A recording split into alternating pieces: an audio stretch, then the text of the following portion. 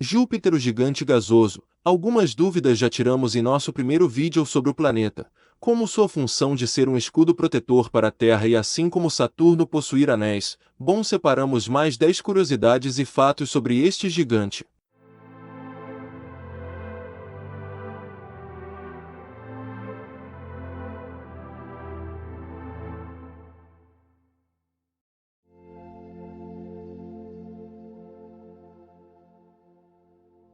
Júpiter não tem solo.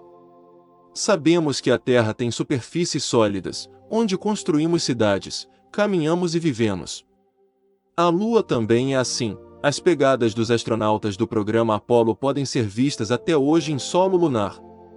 Mas Júpiter não.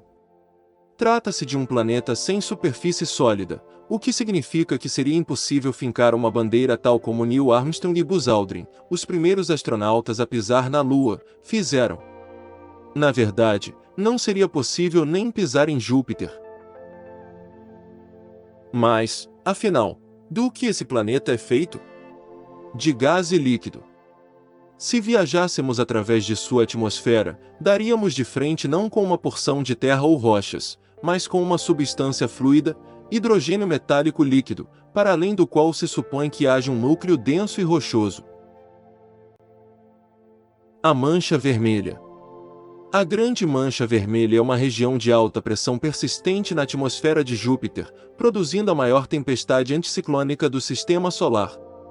Localizada a 22 graus ao sul do equador de Júpiter, produz ventos de até 432 km por hora. Acredita-se que as observações de 1665 a 1713 sejam da mesma tempestade. Se isso estiver correto, ela existe há pelo menos 357 anos. Foi observado em setembro de 1831, com 60 observações registradas entre então e 1878, quando começaram as observações contínuas. A NASA divulgou a melhor foto de Júpiter já capturada na história da astronomia, trazendo um interesse renovado pelo planeta. Uma das características mais icônicas do gigante do Sistema Solar ficou bem evidenciada na imagem: sua imensa mancha vermelha. E essa mancha é realmente tão interessante quanto parece. Trata-se de um furacão de centenas de anos do tamanho da Terra, mas que está diminuindo.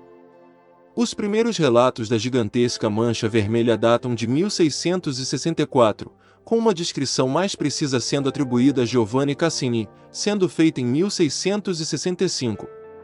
Ou seja, o furacão tem mais de 300 anos. Acredita-se que ele está diminuindo com o passar dos anos porque o fenômeno já foi bem maior, com cientistas estimando que caberiam entre 2 ou 3 planetas Terras dentro do furacão há uns 20 anos. Atualmente fala-se de apenas uma Terra, mas isso ainda é um tamanho assustadoramente grande. Para se ter uma noção maior do tamanho do furacão, estima-se que a base dele fica 1.200 km abaixo da superfície visível das nuvens. Este número é 100 vezes maior do que a profundidade do oceano mais fundo do nosso planeta. Ainda se sabe muito pouco sobre a mancha ou o porquê dela estar diminuindo.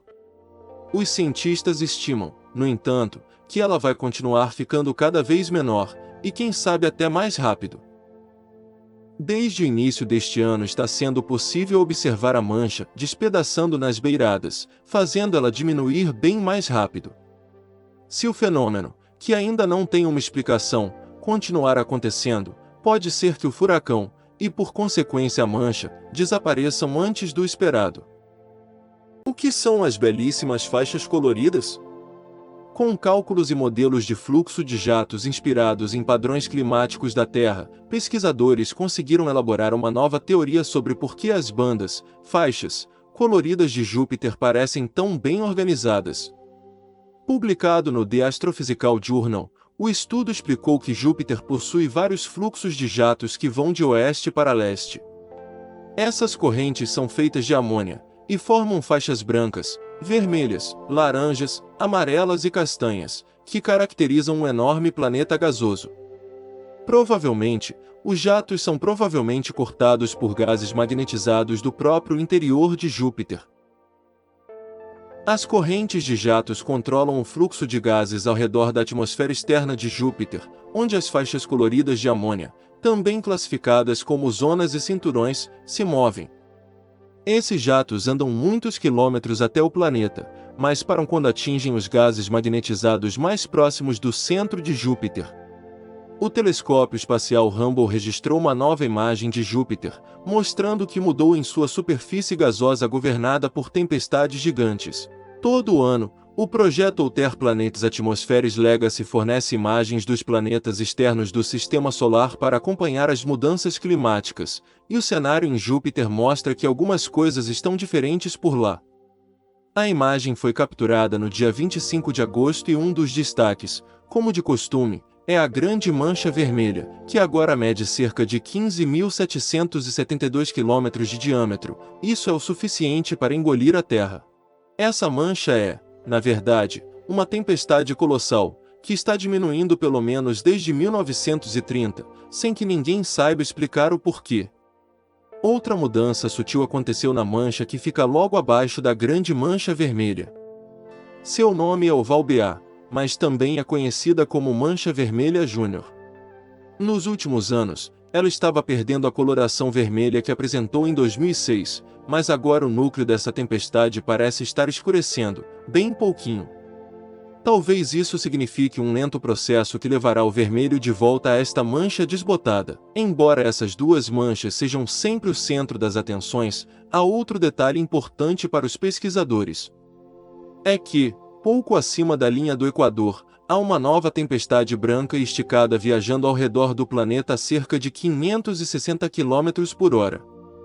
Ela veio à tona em 18 de agosto de 2020 e os astrônomos descobriram mais duas delas que apareceram mais tarde, na mesma latitude. É relativamente comum que novas tempestades se formem por ali a cada 6 anos, mas a observação do Hubble foi muito oportuna, pois ocorreu bem a tempo de mostrar a sequência dos estágios iniciais da evolução dessa estrutura branca. Atrás dessa pluma estão pequenos círculos nas cores vermelha, branca e azul, na imagem ultravioleta, visível e infravermelha próximo, respectivamente. Esse tipo de formação costuma desaparecer, deixando para trás apenas algumas mudanças nas cores das nuvens e na velocidade do vento. Logo à esquerda de Júpiter, está sua lua Europa. De acordo com a NASA, a imagem parece indicar que Júpiter está passando por uma faxina, removendo suas nuvens brancas no hemisfério norte, principalmente, ao longo do equador do planeta. A atmosfera dinâmica do gigante gasoso continuará sendo acompanhada, bem como a evolução das suas manchas vermelhas, e em breve novas atualizações serão compartilhadas pelos cientistas. Júpiter possui 79 satélites. Júpiter possui 79 satélites naturais confirmados, embora, em teoria, os componentes individuais que compõem seus anéis também sejam satélites do planeta, complicando a definição. Deste número, 51 possuem menos de 10 km de diâmetro e foram descobertos a partir de 1975. Os 4 maiores satélites, conhecidos como satélites galileanos, são Io, Europa, Ganimedes e Calisto. Classificação dos satélites.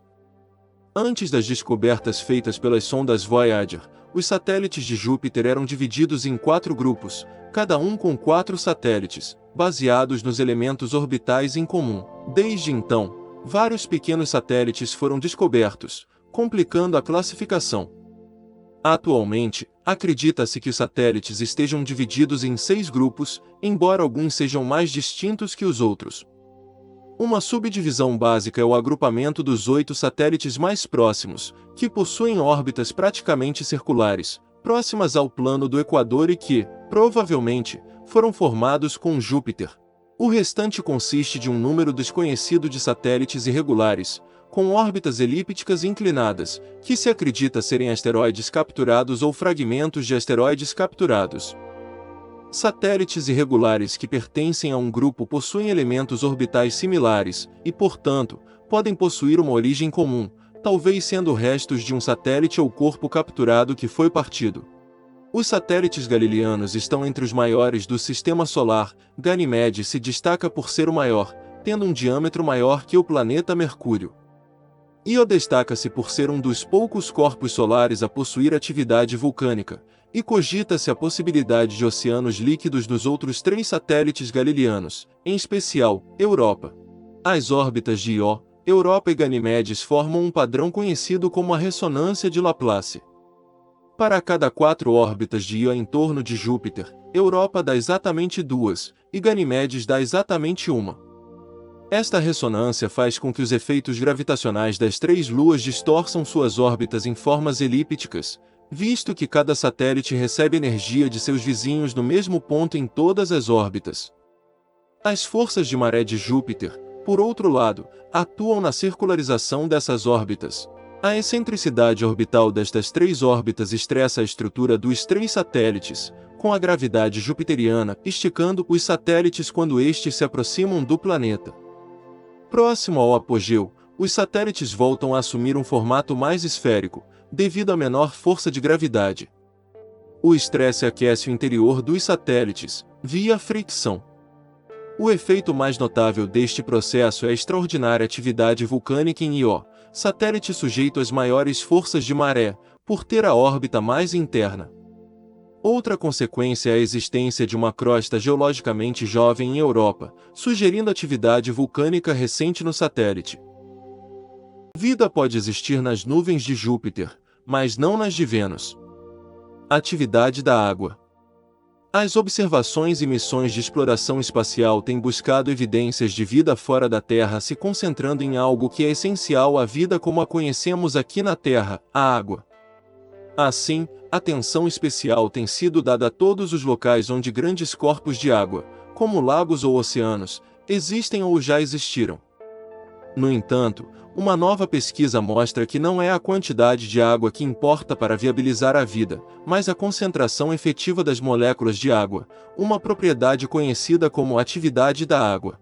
E os novos cálculos indicam também que uma pesquisa publicada no ano passado, alegando que o gás fosfina na atmosfera de Vênus indicaria uma possível vida nas nuvens de ácido sulfúrico de Vênus, não é plausível. Na verdade, a própria equipe já havia corrigido seu artigo. Vida em Vênus e Júpiter.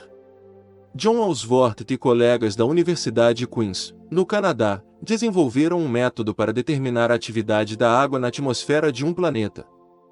Em vez de criar um modelo, como os cientistas geralmente fazem, eles analisaram a atividade da água nas atmosferas baseando-se apenas em observações diretas de pressão, temperatura e concentração de água. Usando essa abordagem para estudar as nuvens de ácido sulfúrico de Vênus, os pesquisadores descobriram que a atividade da água lá está mais de 100 vezes abaixo do limite inferior em que a vida pode existir aqui na Terra. Os cálculos também mostram que as nuvens de Júpiter têm uma concentração de água autossuficiente, bem como a temperatura adequada, para a existência de vida ali, supondo que outras necessidades, como nutrientes, estejam presentes. Qual a distância entre Júpiter e o Sol? Júpiter orbita a uma distância média de 778 milhões de quilômetros do Sol, de acordo com a NASA. Um ano em Júpiter dura 11,86 anos terrestres. O planeta tem o dia mais curto do Sistema Solar, com duração de 9,93 horas. Seu eixo central é inclinado apenas 3 graus, ao contrário da inclinação axial da Terra de 23 graus, o que significa que Júpiter não experimenta muita variação sazonal ao longo do ano. Tamanho de Júpiter. Júpiter é o maior planeta do Sistema Solar, tanto em diâmetro quanto em massa, e é o quinto mais próximo do Sol. Possui menos de 1/1000 da massa solar, contudo tem 2,5 vezes a massa de todos os outros planetas em conjunto. Júpiter tem um volume de 1.321,3 terras. O volume combinado de todos os outros planetas do nosso Sistema Solar, Mercúrio, Vênus, Terra, Marte, Saturno, Urano e Netuno, é equivalente a apenas 886,48 terras. Rotação e translação. Júpiter é o único planeta cujo centro de massa com o Sol fica fora do último, 1,068 raio solar ou 7% acima da superfície solar. A distância média entre Júpiter e o Sol é de 778 milhões de quilômetros, aproximadamente 5,2 unidades astronômicas. Júpiter completa uma órbita em torno do Sol a cada 11,86 anos, 2/5 da de Saturno, formando a ressonância orbital de 5:2 entre os dois maiores planetas do Sistema Solar. A rotação de Júpiter é a mais rápida entre todos os planetas do Sistema Solar. O planeta completa uma volta em torno de si mesmo em menos de 10 horas, criando um achatamento polar facilmente visível em um telescópio amador na Terra. Júpiter possui o formato de uma esfera oblata, ou seja, o diâmetro no equador é maior que o diâmetro entre os seus polos geográficos. O equador de Júpiter é 9.275 km maior que o diâmetro medido entre os polos. Lua maior que um planeta. A maior lua do Sistema Solar é Ganimedes. Ela possui diâmetro maior do que o do planeta Mercúrio. Detalhe: Ganimedes reúne 70 vezes mais água do que todos os oceanos da Terra. Esse gigantesco satélite orbita Júpiter a 1,07 milhão de quilômetros de distância. Ganimedes foi descoberto em 1610 e é uma das 4 luas, descobertas por Galileu Galilei na órbita de Júpiter, em suas observações feitas graças à invenção do telescópio, embora Ganimedes seja visível a olho nu, em condições meteorológicas favoráveis. Ganimedes orbita Júpiter a uma distância média de 1.070.400 de quilômetros, terceira órbita mais próxima em relação às luas de Galileu, e completa uma rotação a cada 7 dias e 3 horas. O satélite mantém sempre o mesmo lado voltado para Júpiter, o mesmo efeito que ocorre com a órbita lunar. Ganímedes possui uma órbita ligeiramente elíptica, com uma excentricidade de 0,0013. A sua inclinação axial varia entre 0 e 0,33, devido às influências gravitacionais de Io e Europa. De todos os planetas, Júpiter é o que gira mais rápido. Mesmo sendo um planeta tão grande e tão maciço, Júpiter se mexe muito rapidamente. Muito mesmo! Para se ter uma ideia, sua velocidade de rotação é algo em torno de 12 km por segundo, ou em torno de 45.300 km por hora. É tão rápido, que ele demora apenas 10 horas para completar uma rotação completa no seu eixo. É por conta dessa rapidez toda em sua movimentação, que os polos do planeta são bem achatados, e a parte equatorial é bem inchada. Também é por conta disso que poderosos campos magnéticos são gerados, compondo uma radiação bem perigosa ao redor deles. No próximo episódio, estamos preparados para um encontro com outra raça inteligente? Extraterrestres seriam amigáveis caso decidissem entrar em contato? Estaríamos um passo para colonizar outros planetas ou ser colonizados? Muitas dúvidas para discutirmos no próximo vídeo. Obrigado por assistir, e por favor inscreva-se no canal para não perder os próximos episódios e nos ajudar a manter este projeto.